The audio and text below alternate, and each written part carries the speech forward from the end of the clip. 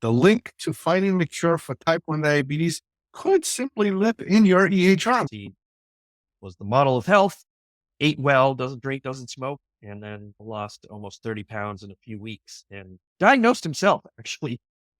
He showed up and said, "Need a ride to the ER. I think I'm in DKA." I've been connected to type 1 diabetes for almost 30 years now. I have 4 children. 3 of them have type 1 diabetes.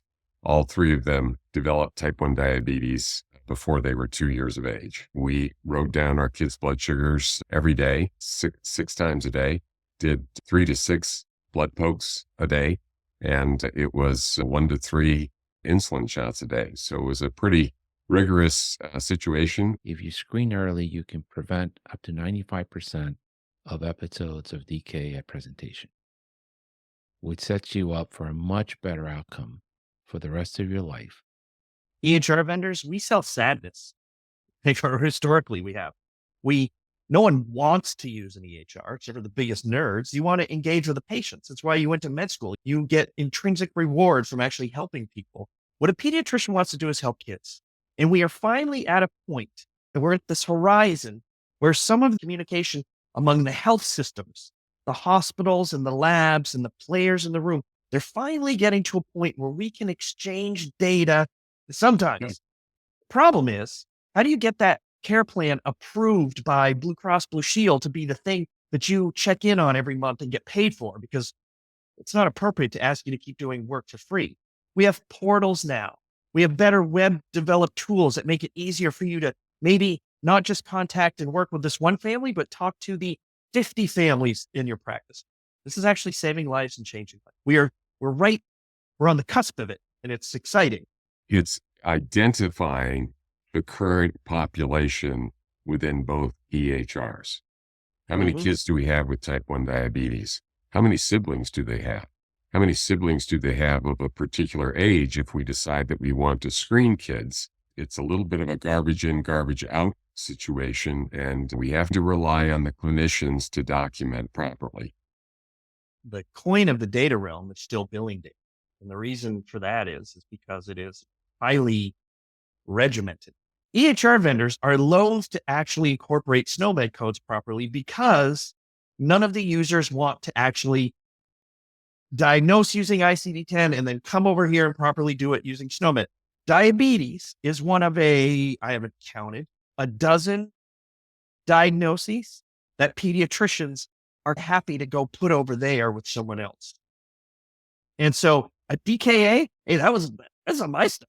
I'm going to let the endocrinologist, who probably doesn't even exist in your town, deal with that. How well do your technical tools communicate with the endocrine partners that you have?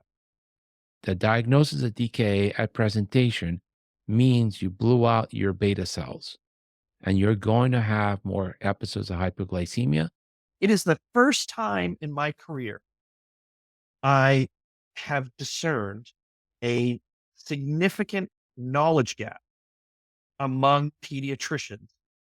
I've had polyuria and polydipsia for 2 weeks. I've lost 35 pounds. You went through the whole thing and they're like, so I guess we just need to take a blood test. You've got to use your brains. And I mean, if you don't keep using your brains, by the way, the computer's going to take your jobs. So you've got to be the difference between. How do we use the EHR to educate 30,000 clinicians about these changes that can have real effects on not only population health, but the outcomes of your patients? I would trust Dan Feitan's worldview of how to create a care plan for a kid with T1D over a committee's version of it. A committee made up of people who only see these kids in their academic studies. After committees have met for 2 years to define XYZ, you come in and you're like, what? Did you not talk to anyone in this business? Let's just get some standard things that say, go test these kids now. It's hard to get into endo for a lot of people. So the pediatricians are going to be managing this, or it's not going to be managed at all. We need better communication between the specialists and the pediatricians, which, by the way, could have been your number one podcast 25 years ago. I said, the pediatricians don't hear from the specialists. Cigna told us that you'd already picked it up at the other office, so we can't give you this one, which of course he hadn't. Cigna had no idea what they were talking about. So his own insurance company blocked him from getting a CGM in order to check his blood sugar. God bless America right there. If we want to strengthen the relationship between the pediatric diabetologist and the pediatrician, there has to be a leader in the practice, in the general pediatrician's office, and a leader in the community that's a pediatric and diabetologist. And they break bread together every so often. They go over the cases. First of all, there aren't enough diabetologists. Second, in a busy day of seeing X number of patients per day, those sorts of conversations are hard to have. You've lived through things that I can't imagine. Pediatricians will not do anything until they're told to do something by the AAP. Otherwise, they'll push it to the specialist. The Yeah. specialist is not going to see the kid that's going to be sick in a year. He's going to wait for him to be sick today, then see them. Studies already say that if we follow a preventive guidelines from our associations, we would need 27 hours a day to carry a normal panel in our office. RSV hospitalizations fell off the table, which is awesome. And at some point, with the apparent increase in T1D that's happening among kids, this boogeyman, DKA, is going to replace those RSV kids. It will be, in my knowledge, the first time any meaningful T1D conversation is had on Zoom. It's not about more money in your pocket. It's so I can go hire more people to make this actually happen in my practice. Other companies don't have that commitment. They make money off of orthopedic surgeons and cataract surgeons and dermatologists, where their margins are so much higher. We've seen the asthma action plan evolve over time with new medications, new treatments, etc. I would say that we have to start somewhere, even if it's a little bit more complex, and we then can give feedback and help to refine the issues. What role would those continuous glucose monitors have on that kid, where you could do some remote monitoring from the office and keep a watch on these things? And then once you start to see a spike up, it's red alert. There will be a time in the near future when your Apple Watch or whatever is telling you, hey, you need to go talk to your doctor right now. You can now buy one without a prescription and put it on yourself and it texts to your cell phone.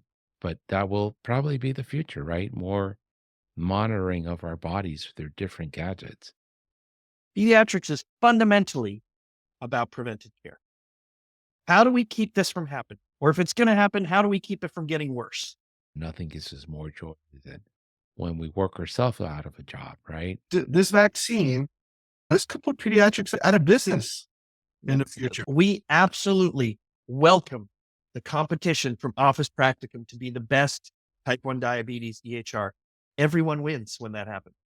This is why I'm a pediatrician, because of people like you guys in the room who share that belief that together we can make children's lives better, even if we only have small steps to take today.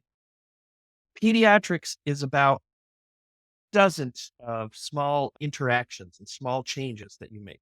It's influencing families a little bit at a time. It's not reattaching an arm or dissecting. It's not like taking someone's organs out and replacing them. You have a relationship with these families